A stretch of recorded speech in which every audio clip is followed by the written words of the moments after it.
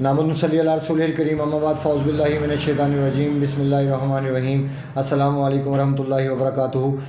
روزہ اور کنٹرول غذا، یہ دو ورڈ یاد رکھیں کہ روزہ اور کنٹرول غذا یہ دونوں لازم و ملزوم ہیں۔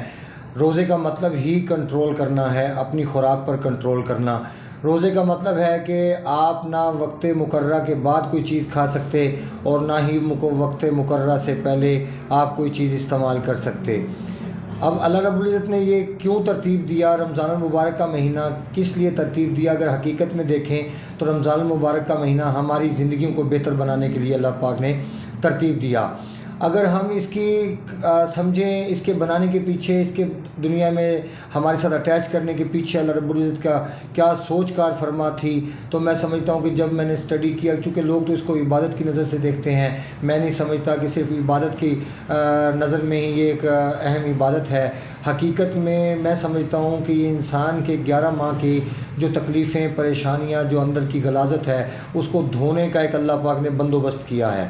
اور اگر ہم اس ایک مہینے کو بھی اللہ اس کے رسول کے حکم کے مطابق نہ گزار پائیں تو افسوس ہے انسان کے مسلمان ہونے پر، کیونکہ اللہ رب العزت نے اپنے نبی آقا صلی اللہ علیہ وسلم کے ذریعے ہمیں تمام قانون سکھلا دیا۔ جو چیز اللہ رب العزت کو پسند تھی وہ اس نے اپنے نبی کے ذریعے ہم تک پہنچا دی۔ اگر ہم آقا صلی اللہ علیہ وسلم کی زندگی کو دیکھتے ہیں تو وہاں سے ہمیں کیا نظر آتا ہے کہ سرکار نے کتنی شادی کی دنیا میں، ان کی زوجہ محترمہ کتنی تھیں، ہماری اماں کتنی تھیں، مطلب 11-13 شادیاں، مطلب اتنی تعداد میں شادیاں ہوئیں آقا صلی اللہ علیہ وسلم کی۔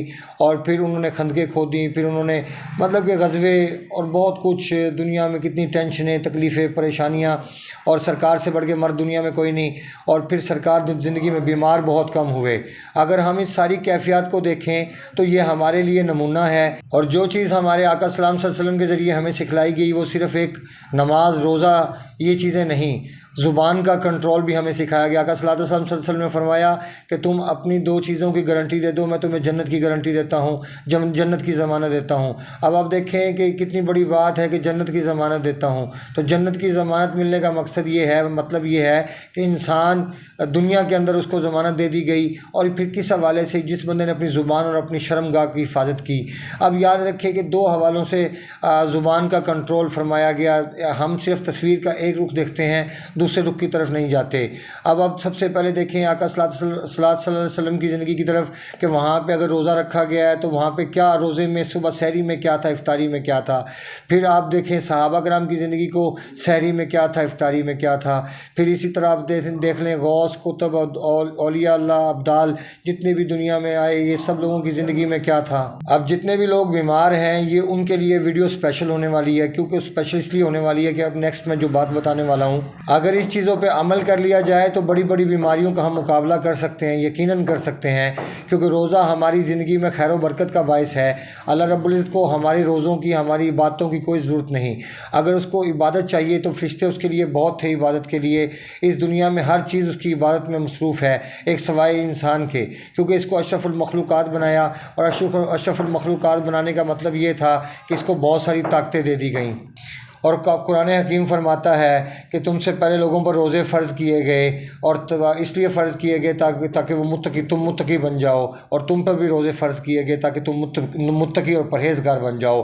اگر ہم روزہ رکھنے کے بعد بھی متقی اور پرہیزگار نہیں بنتے تو پھر ایسے روزے ہمارے منہ کے اوپر دے مارے جائیں گے، ایسی حج ہمارے منہ پہ دے ماری جائے گی، ایسی نمازیں ہمارے منہ پہ دے ماری جائیں گی کہ جو صرف ایک عبادت سمجھ کے کی جائے گی، یا صرف ایک سر سے قرض اتار کے پھینکا جائے گا، یا اس کو ایک فرض سمجھا جائے گا، جبکہ حقیقت میں اللہ کو ہمارا اخلاص، ہماری محبت چاہیے۔